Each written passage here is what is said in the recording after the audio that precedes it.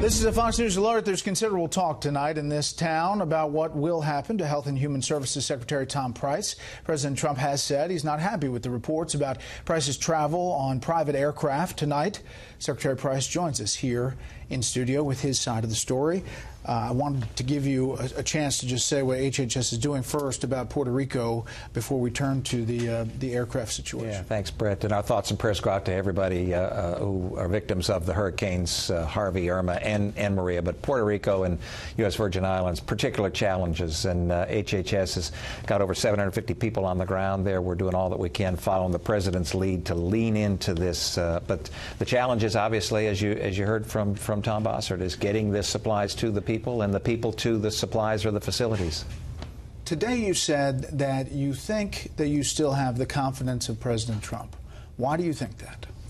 Well, we continue to work together, work on the issue of the hurricanes, work on global health security, work on the issue of health reform. Has he talked to you about this, though? He's talked about it, and as he has said publicly, he wasn't happy, and he expressed that to me very clearly. How so?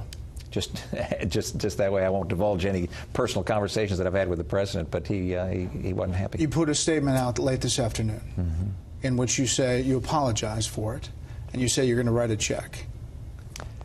Well, I think what the important point here is that all of these trips were official business. All of them were within budget. All of them were approved by the normal processes that every other administration has gone through prior to the trip, not after. But we've heard the concerns. I've heard the concerns. I've heard the criticisms. And in order to make certain that people appreciate that my respect for the taxpayer is as strong as it can be and always has been in my 40-year career, we think it's important to do a number of things. One is to say there will be no private air charters at HHS going forward.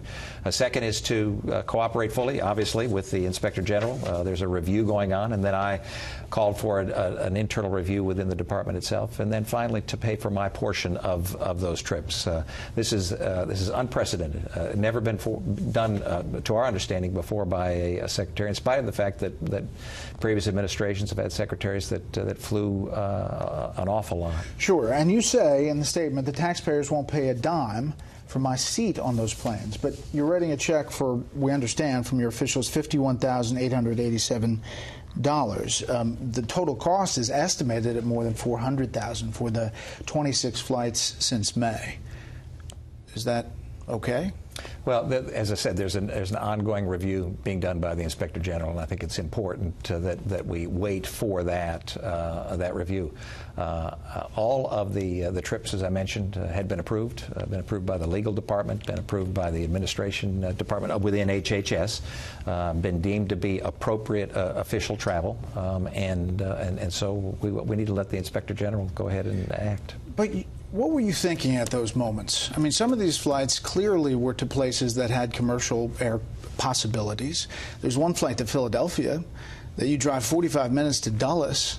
You get on a private flight to fly to Philadelphia for $25,000.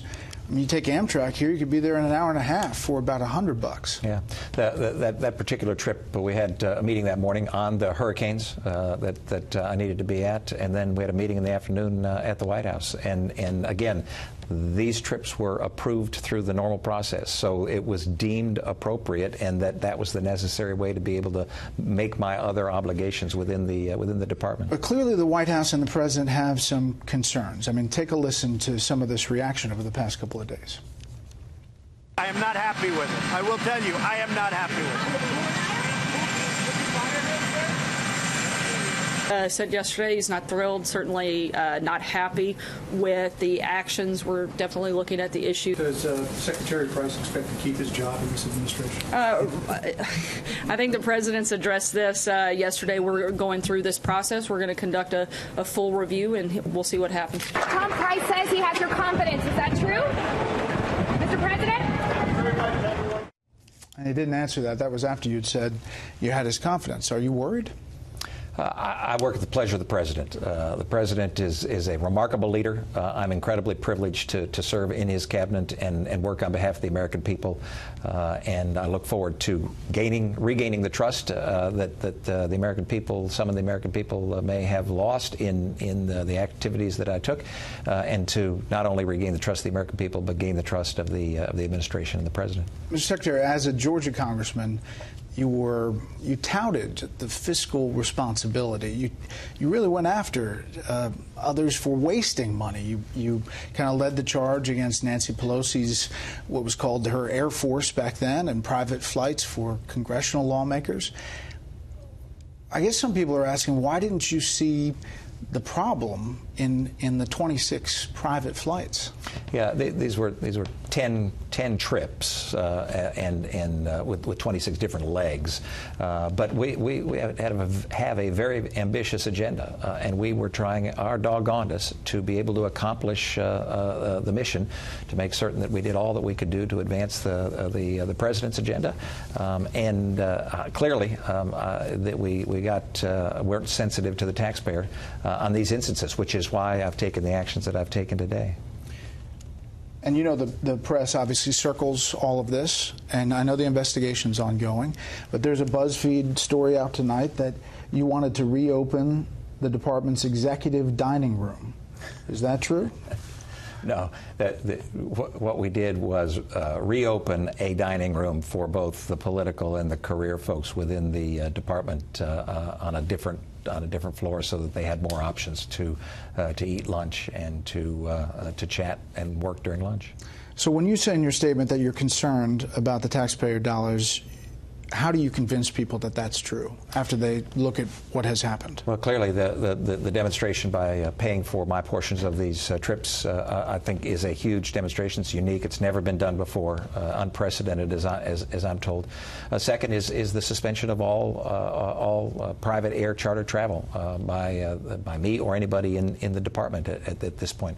Cooperating fully with the review that's being done by the Inspector General, and then doing the kinds of things, the actions and activities that will demonstrate that we can hopefully regain that trust and do our work on behalf of the American people. There are incredible issues at Health and Human Services. Our charge is very, very broad with the CDC, CMS, NIH, FDA, all remarkable institutions over which we have authority and leadership responsibilities. And the men and women at HHS, 80,000 employees literally around the world, are doing phenomenal work, and they're doing their doggonedest to make certain the American people are safe and that we can improve their health. And yet, as Congress gets ready to deal with a budget before tax reform, you're looking at an 18% cut to HHS budget in the proposed Trump administration budget. Yeah, and the president clearly has laid out appropriate priorities to reinvigorate our nation's defense. There are real challenges there in the president's budget. Made appropriate reductions in spending throughout HHS in areas that will allow us, we believe, to fulfill the mission of improving the health and safety and well-being of the American people, but do so in a way that allows the president's priorities to be kept. Mr. Secretary, we appreciate you coming on and answering these questions head on. Thanks. Thank you.